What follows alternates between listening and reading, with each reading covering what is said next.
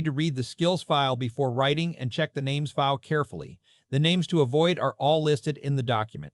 Let me write a completely new story with fresh names. The night I found out, I was standing in my own kitchen in my socks, holding a mug of decaf that had already gone cold.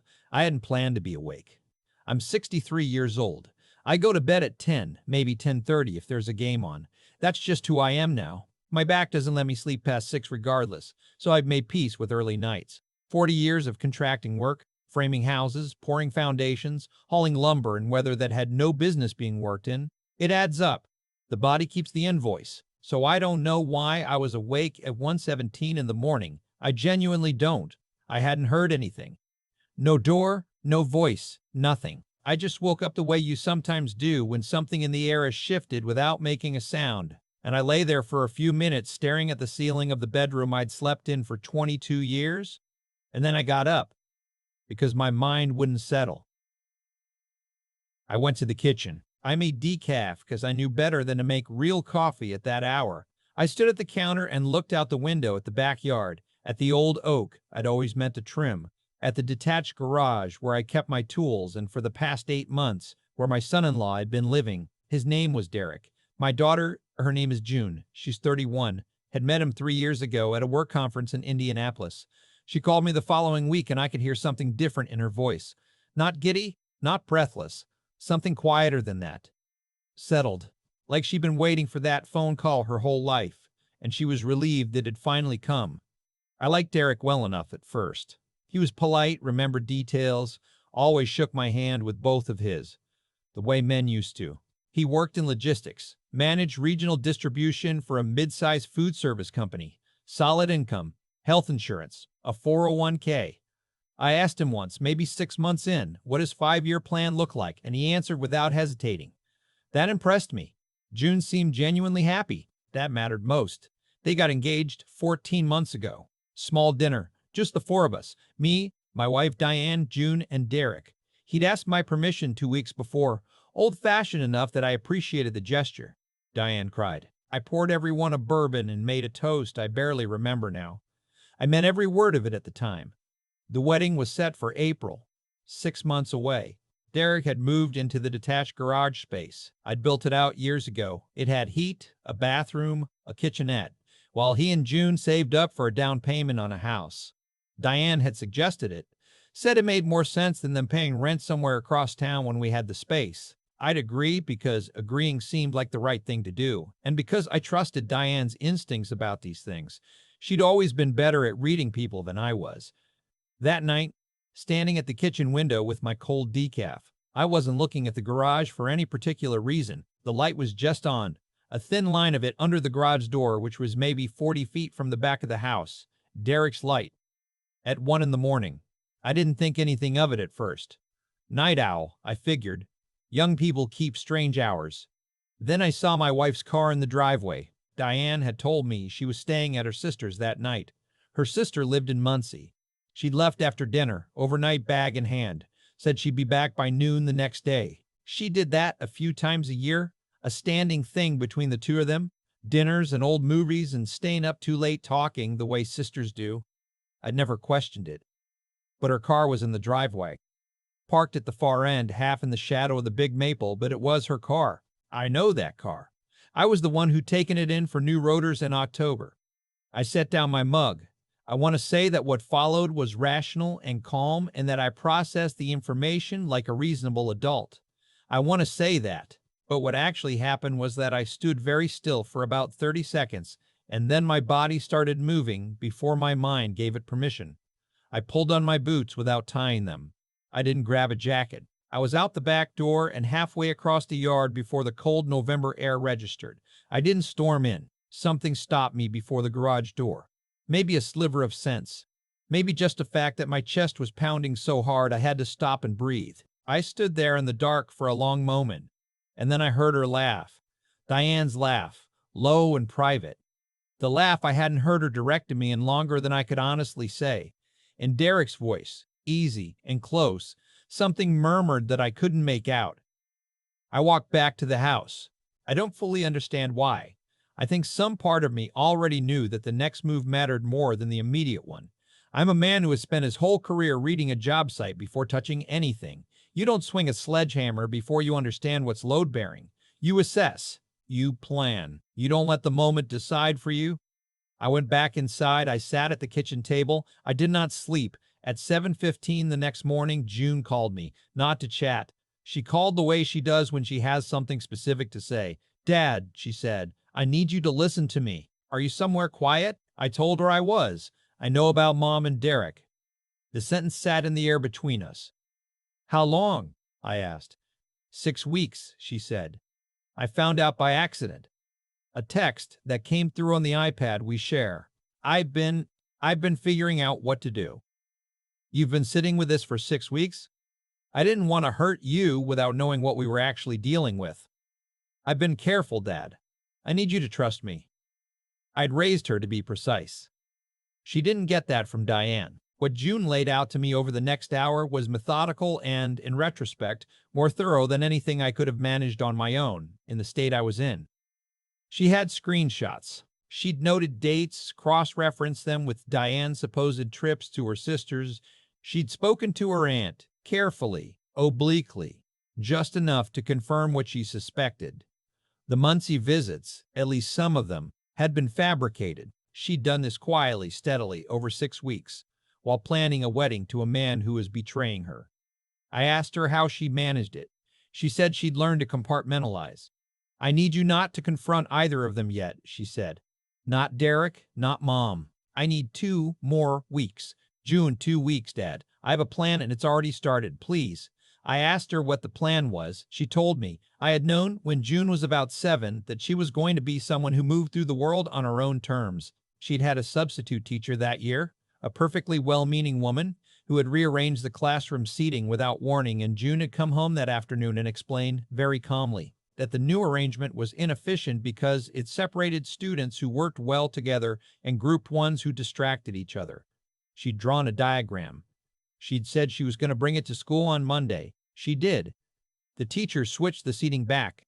She was 7. Now she was 31. And what she described to me that morning was the kind of plan that requires patience and a clear head and an absolute willingness to see it through without flinching. The core of it was this.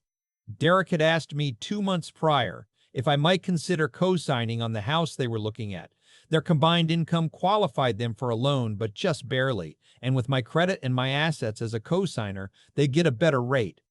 I'd said I'd think about it. I hadn't committed. What June had discovered, through a conversation she'd carefully steered with Derek over dinner, asking the right questions in the wrong order to see what answers didn't line up, was that Derek intended to get me on that mortgage before the wedding. Not for the better rate, for leverage. If the marriage lasted less than 2 years, he'd positioned himself, very quietly, to have a claim to far more than a fair split would suggest. He'd been consulting a family law attorney. June had found the billing statements on a credit card he kept separate, which she'd discovered while organizing their shared filing cabinet. He wasn't just cheating on her, he was building a case. What Diane was getting out of it exactly, I didn't know yet. What I suspected, and what June later confirmed, was that she'd agreed to help soften me up toward the co-signing arrangement. That those evenings in the garage had something transactional underneath them. That her leaving a 22-year marriage had been, in part, a calculation. That one took longer to sit with. I won't pretend otherwise. The plan June had in mind was straightforward in its architecture, even if the execution required careful timing. She had scheduled an appointment with our family attorney, a woman named Patricia Olson, who had handled my father's estate and who June had called directly, telling her only that she needed confidential counsel and that it was urgent. June had already spoken to her twice. The advice from the attorney was clear. Don't confront, don't tip your hand, don't remove assets in a way that could be contested. Document everything. Control what you can control. And do not, under any circumstances, sign anything. So I didn't. When Derek brought up the co-signing again, casually, at the kitchen table on a Sunday afternoon, framing it as paperwork he'd been meaning to put together, I told him I was still reviewing my own financial situation and wasn't ready to commit. I said it the way I might say I hadn't decided on a contractor for a job. Neutral. Not warm, not cold. He accepted it without pressing, which told me something about how confident he still felt. Diane didn't bring it up. I watched her across the dinner table those 2 weeks, and she was exactly who she'd always been. Considerate, organized, asking about my day, and the distance between that performance and what I now knew sat in my stomach like something I couldn't digest. I slept in the guest room. I told her it was my back. She said she hoped it felt better soon. June came home on the Friday of the second week. Not unusual. She came home for dinner when she could, but she coordinated the evening carefully. She'd told Derek she wanted a family dinner, all four of us, to talk about some wedding details she'd been thinking about. He sat at my table and passed the bread and asked Diane if she wanted more water. I watched my daughter. She was completely at ease. Talked about centerpieces and the catering menu and whether we should do a sweetheart table or join the main reception. Derek offered opinions. Diane smiled. At 7:45, June's phone buzzed. She glanced at it, then set it face down. Actually, she said, I wanted to talk about something else. Derek, I've been doing some thinking about the house. He looked up. Yeah? I think we should hold off on the co-signing. With everything going on leading up to the wedding, I just think Dad shouldn't have that kind of liability tied up right now. Something shifted in Derek's face. Not dramatic, nothing anyone who wasn't watching for it would notice. Just a slight reorganization. Oh, he said. Sure, no problem. We can figure it out. I also talked to Patricia Olson this week, June said. She helped me get some clarity on the prenuptial agreement I want us to sign before April. Derek set down his fork. I've been wanting to bring it up for a while, June said. I know it's not romantic, but it makes sense for both of us. She's drawn up something pretty standard. She said she can have a meeting with both our attorneys next week to go over it. Both our attorneys, Derek said. Hmm? You'll want your own representation so you feel comfortable with the terms. That's normal. He picked up his fork again. He cut a piece of chicken. He said, yeah, of course, that's fine. The dinner ended without incident. Diane cleared the plates. Derek said he had an early morning and excused himself. June and I washed dishes while Diane made coffee, and nobody said anything that didn't need to be said. When Diane had gone to the living room, June handed me a dry dish and said, quietly, Patricia's already filed the documentation to remove you from any joint accounts he might try to claim access to. It's done. I nodded. He's going to leave, she said. Maybe this week, maybe the next. He'll realize the window closed. And your mother? June stacked a plate on the shelf. She didn't answer immediately. Then she said, that's between you and her. But she knows I know. I told her this afternoon before dinner. That's what the text was. I hadn't known that part. How did she take it? She cried, June said. She said she was sorry. I told her sorry was a beginning and I'd need time. I looked at my daughter. She was rinsing a glass with the focused attention she'd given everything since she was small, thorough, and unhurried. Are you okay? I asked. No, she said, but I will be. Derek was gone by the following Wednesday. He took what was his and nothing else, because there was nothing else to take.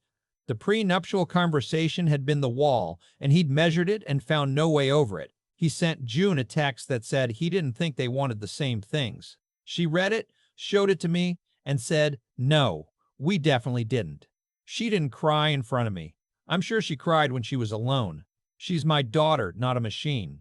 Diane and I sat down the weekend after Derek left. It was a long conversation. It was the most honest conversation we'd had in years, and parts of it were very hard to hear, and I'm not going to recount all of it here because some things are between a husband and a wife and don't belong anywhere else. What I will say is that Diane told me the truth, and the truth was complicated, and I have been sitting with it since. We are not divorced. We are not the same as we were. We are two people who built something together for a long time and are trying to decide together what that means now. I don't know yet how that ends. What I do know is this. My daughter sat with something devastating for 6 weeks and did not panic, did not act out of anger, and did not let it break her. She protected me, and she protected herself, and she did it with the kind of discipline that I would like to think she got partly from watching me, but honestly might just be entirely her own. I'm 63. I've framed enough houses to know that the most important thing in a structure isn't the material, it's the joint. It's where things connect. A bad joint and everything that depends on it is at risk. A good one, and the whole thing can take a storm. June is a good joint. I turned back to the house that night in November. Cold air on my face, boots untied, heart going like a piston. I didn't know yet what I was walking back to. I thought I was choosing patience. Maybe I was just choosing not to act alone. Either way, I chose right. I've been a contractor for most of my adult life. You learn early on that the worst structural failures don't happen because someone used bad materials. They happen because someone skipped a step they thought didn't matter, or rushed a joint because the schedule was tight, or trusted a number without verifying it themselves.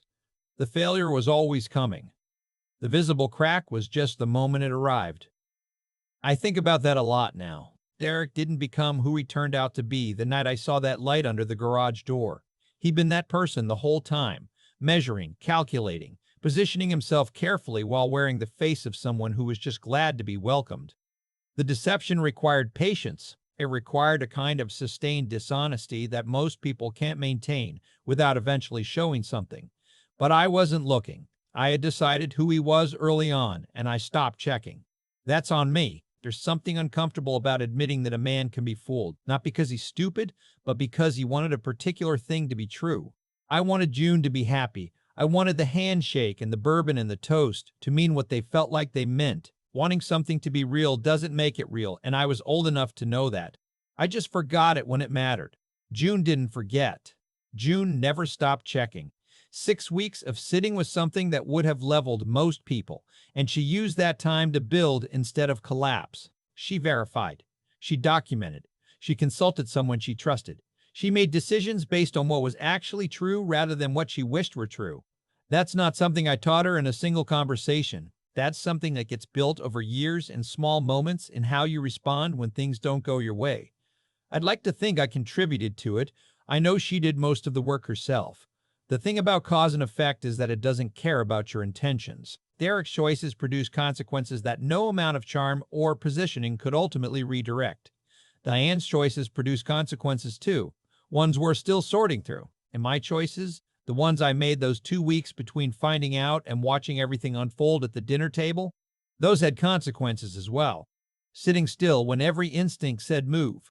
Trusting my daughter when I didn't yet know her full plan. Those choices mattered. And they came from somewhere. They came from 63 years of learning, slowly and sometimes painfully, that the moment of maximum emotion is almost never the right moment to act. I'm not the same man I was before that November night. Some of what's changed is loss, and I'm honest about that. But some of it is clarity. I know things about myself and about the people I love that I didn't know before, and I'd rather have that knowledge, hard as it came, than continue living in something that looked solid from the outside and wasn't.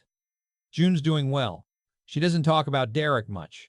When she does, it's without bitterness, which I think says everything. She's already building toward what comes next. That's who she is. I'm still working on what comes next for me, but I'm working on it honestly, which is more than I was doing before. That's where I'll start.